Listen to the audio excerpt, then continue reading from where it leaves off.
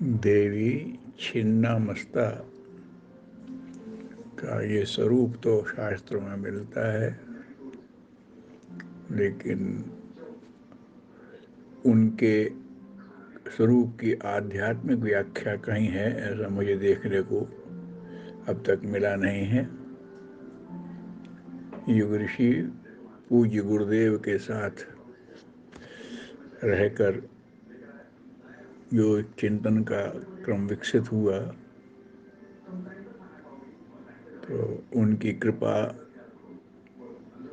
से प्राप्त इस चिंतन का उपयोग करते हुए कुछ निवेदन करता हूँ।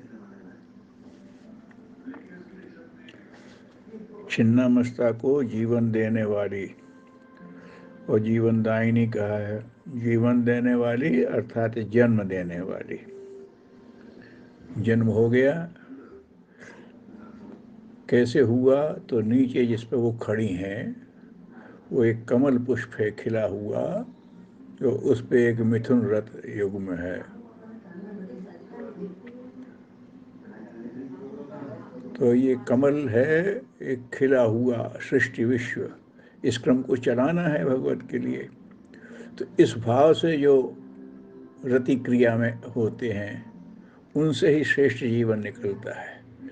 जो काम वासना से अपने सुख के लिए वशीभूत होते हैं उनसे श्रेष्ठ जीवन नहीं पनपता। तो ये मिथुन कमल पर लेटा हुआ एक पवित्र उद्देश्य से, कमल जिस पर भगवान स्वयं बैठते हैं, ऐसे मतलब सृष्टि को आधार जो है वो नई पीढ़ी बनना ही है, ये चलती उसी से रहेगी। तो उस भाव से जो करते हैं उसमें से जीवन निकलता है। अब जीवन निकल आया, देवी उसमें से निकली। अब जीवन कैसा हो?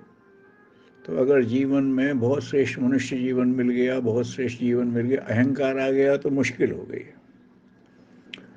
तो देवी अब आगे बता रही हैं कि अपना सिर काट दो, मतलब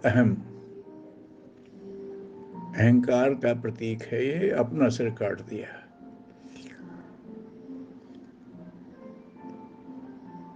अरे साहब, सर कट जाएगा तो हम जिंदा कैसे रहेंगे? ऐसा लोगों को लगता है कि मेरा अहंकार नष्ट हो जाए तो मेरा व्यक्तित्व कहाँ रहेगा। बहुत श्रेष्ठ व्यक्तित्व रहता है, अहंकारहीन व्यक्तित्व अब उनका है। अब उनकी दो योगनियां हैं, दामिनी और वर्णिनी, उनकी सहयोगिनी है वो।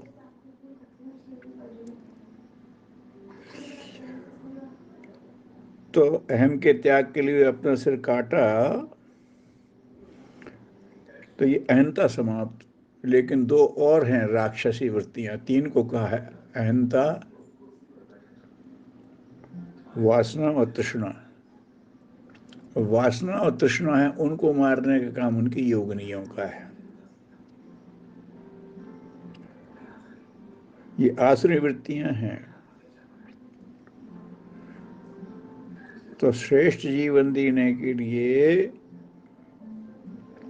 क्या चाहिए?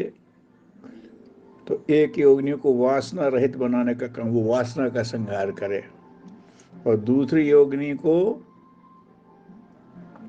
तृष्णा का संहार का दे दिया वर्णनी। वासना का संहार कैसे होता है? वो दामिनी से होता है। दामिनी माने दमकने वाले, स्वयं प्रकाशित। तो वो जो ज्ञान के प्रकाश में ये देखता है कि हमारे अंदर अगर काम वासनाएं आएंगी तो हम तो श्रेष्ठ जीवन नहीं जिएंगे, वासनाओं के बंधन में बंधेंगे। तो वो दामिनी का ये स्वरूप है, तो वो वासना को नष्ट करती है। ये जो बुद्धि है, ये जो चेतन का देवी का ये अंग है, वो उसको समाप्त कर देता है कि हमें कामनाओं में नहीं पड़ना है, कर्तव्य के लिए जो भगवान ने सौंपा है उस कर्तव्य के नाते काम करना है, अपनी वासनाओं से नहीं।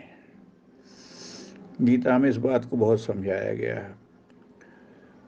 और वर्णनी लोभ को समाप्त करती है।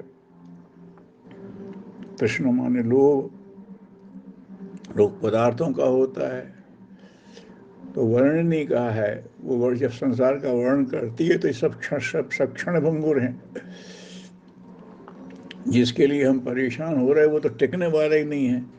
तो इनसे जब ये वर्णन होता है कि ये टिकने वाला नहीं हो, हम तो टिकने वाले हैं, तो जो टिकाऊ नहीं है उससे हमें टिकाऊ सुख कैसे मिलेगा?